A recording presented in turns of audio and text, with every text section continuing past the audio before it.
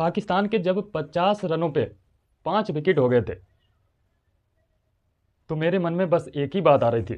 सबके सामने हाथ उठा दिया तुमने। चूतिया है तुम्हारा लड़का। चूतिया है ये इम्पोर्टेंट नहीं है, हमारा लड़का है ये इम्पोर्टेंट है।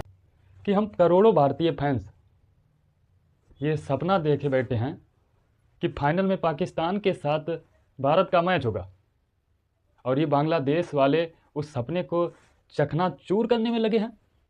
मतलब हाँ, जो भी ये कहा कि चूतिया है अलग बात है, लेकिन हमारा बेटा है ये इम्पोर्टेंट है। तो ये सही बात है कि कोई भी हैरी गैरी टीम पाकिस्तान को पेल के चले जाएगी, ये मुझे बर्दाश्त नहीं होगा। हम भारतीय बस यही देखना चाहते हैं कि हमारे भारत की टीम पाकिस्तान को पेले और बाकी सभी टीमों से जीत कर आए। फिलहाल अब पाकिस्तान फाइनल में पहुंच चुकी है, और जो हम लोग सपना देख रहे थे कि पाकिस्तान के साथ फाइनल होना चाहिए, तो बस अब फाइनल तो पाकिस्तान के साथ तय हो चुका है। हालांकि कल बांग्लादेश ने पाकिस्तान की हवा टाइट कर दी। 15 ओवर में पाकिस्तान के मात्र 50 रन थे और विकेट हो चुके थे 5, यानी कि अब बॉलर आने लगे थे बैटिंग करने के लिए। एक पल के लिए ऐसा लग रहा था कि शायद 70-80 के आसपास ही पाकिस्तान ऑल आउट हो जाएगी, लेकिन फिर शुक्र करो कि जो पाकिस्तान का एक बैट्समैन है इस समय, वो लगभग 200 की स्ट्राइक रेट से खेल रहा है। नहीं, गलत समझ रहे हैं आप, मैं उस हरामजादा की बात नहीं कर रहा हूँ। निकल आपका हरामजादा तो ये 4 रन बनाकर ये निकल लिया था। अरे चल जाता है कभी कभार बैट्स, उस दिन इंडिया के खिलाफ बैट्स चल गया था तो गन वाला सेलिब्रेशन करने लगा, ओवर कॉन्फिडेंस हो गया, इसलिए कल 4 रन पे निपट गया। और हाँ, जो जिसकी कंपेयर अभिषेक शर्मा के साथ की जा रही है, सैम आयूब, वो तो बेटा 0 पे निकल लिया। लगातार 3-4 मैचों में वो 0 पे निकल लिया। हाँ, तो मैं बात कर रहा था जो पाकिस्तान का इस समय सबसे बेस्ट बैट्समैन है, जो लगभग 200 की स्ट्राइक रेट से बैटिंग करने आता है, वो है शाहीन शाह अफरीदी। ये बंदा लास्ट में आता है और लगभग 180-200 की स्ट्राइक रेट से बैटिंग करके जाता है। तो भारत को इससे बचना होगा, क्योंकि पाकिस्तान का ये प्रीमियम बॉलर तो है।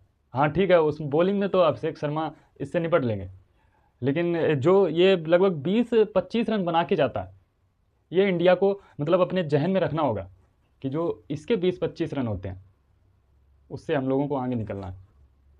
और ये जसप्रीत बुमराह के ऊपर जिम्मेदारी आ जाती है कि जब ये बंदा अगर बैटिंग करने आए तो इसको पट से निपटा दो, क्योंकि ये भी अब पाकिस्तान में कोई ऐसा बैट्समैन है नहीं जो अच्छे खासे रन बना के चला जाए। बस यही है, जो लास्ट के आते हैं ये बैट चलाते हैं। लेकिन एक तारीफ़ करनी होगी शाहीन शाह अफरीदी की कि छक्का ज़बरदस्त मार रहा है। कल भी इसने एक बहुत तगड़ा छक्का मारा। तो अब बात कर लेते हैं पाकिस्तान और बांग्लादेश से मैच की, कि कल के मैच में क्या क्या हुआ और किस तरीके से पाकिस्तान मैच जीता। पहले बैटिंग करने आई थी पाकिस्तान टीम, तो पाकिस्तान के दोनों ओपनर हरामजादा फरहान और फ़खर जमान। फ़खर जमान भी 20 गेंदों पर 13 रन बनाकर निपट लिए, और ये जो हरामजादा है ये 4 गेंदें खेला और 4 रन बना के आउट हो गया।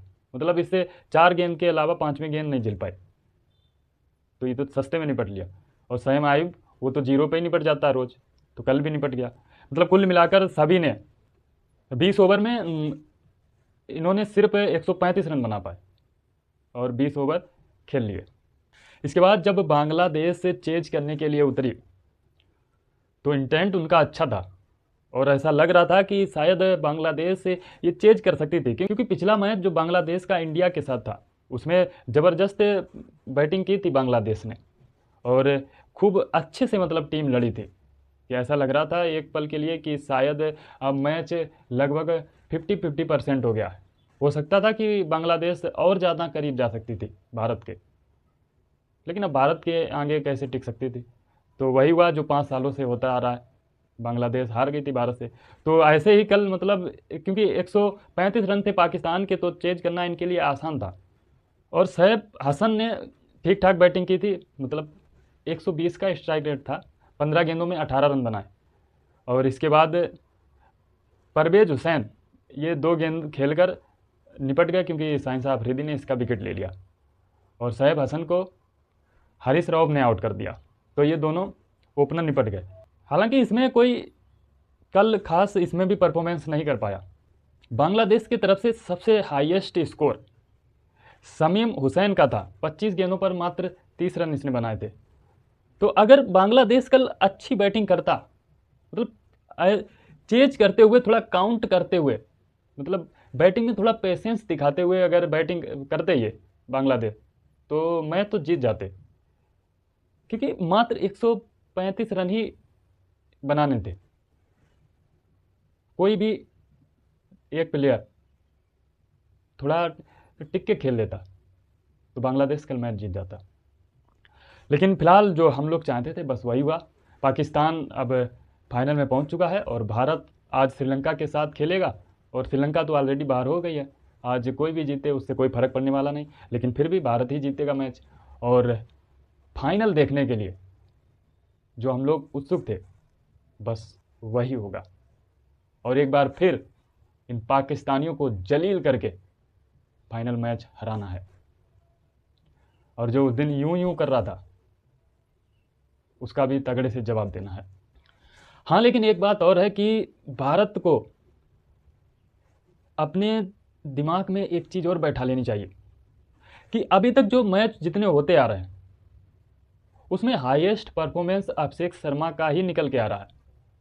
तो ये चीज़ भी इन लोगों को ध्यान में रखना होगा कि सिर्फ एक ही प्लेयर की बदौलत मैच नहीं जीत सकते हैं। यानी कि अभिषेक शर्मा के ऊपर ही सिर्फ निर्भर नहीं रह सकते हैं, क्योंकि जितने भी अभी तक लगभग मैच हुए हैं उनमें सभी में जो स्कोर हुआ है टीम का उसमें आधा स्कोर तो सिर्फ अभिषेक शर्मा ने ही किया।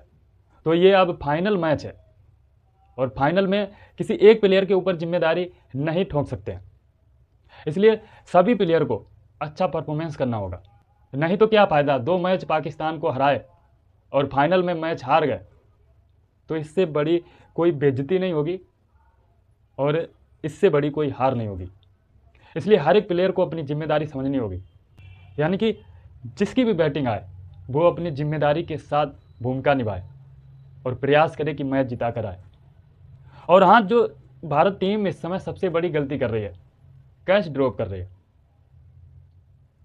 भारत हाईएस्ट पर है इस बार। जो एशिया कप 2025 का जो चल रहा है इसमें भारत कैच ड्रॉप करने में हाईएस्ट पर है। भारत लगभग 12-13 कैच ड्रॉप कर चुका है। तो भारत जैसी टीम से ये उम्मीद नहीं है। इसलिए और फाइनल मुकाबला है तो उसमें तो ऐसी गलती बिल्कुल ही जायज़ नहीं है। इसलिए कैच ड्रॉप करना बिल्कुल नॉट अलाउ। हालांकि अभिषेक शर्मा बैटिंग अच्छी कर रहे हैं लेकिन उनके हाथों से ज़्यादातर कैच छूट रहे हैं। इसलिए उनको कैचिंग पर थोड़ा ध्यान देना चाहिए। बाकी आप लोगों को क्या लगता है कि इंडिया और पाकिस्तान में भारत की तरफ से हाईएस्ट स्कोर किसका होने वाला है? और जो मैच जिताने के लिए कौन हीरो बनेगा? क्योंकि हर बार जब भी कोई टीम फाइनल जीतती है तो उसमें कोई ना कोई एक खिलाड़ी हीरो बनकर निकल कर आता है। तो आपको क्या लगता है कि इस बार कौन सा प्लेयर, भारतीय प्लेयर, हीरो बनकर आएगा?